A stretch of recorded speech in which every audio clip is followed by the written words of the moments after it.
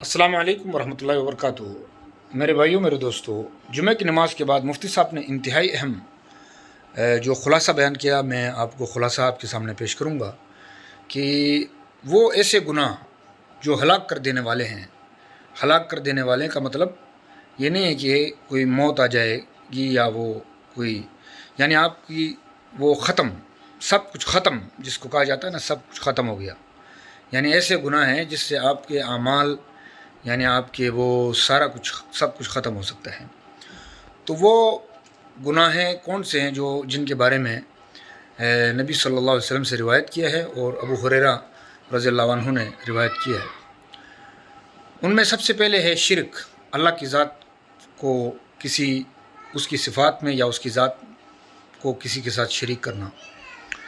Number دوسرا ہے کسی انسان کا نفس کا ناحق قتل کر دینا۔ نمبر تیسرا ہے جی سحر، جادو۔ نمبر چوتھا ہے جی یتیم کا حق کھانا، یتیم کا حق۔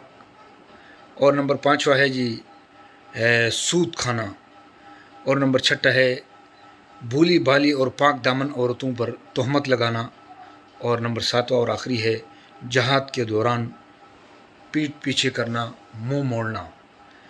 اب ذرا شروع سے غور کریں تو معلوم ہوا کہ سب سے بڑا شرک ان الشرک لظلم عظیم، جس کو قرآن نے بھی کہا، اور یہ مسلسل بڑھتی جا رہی ہے۔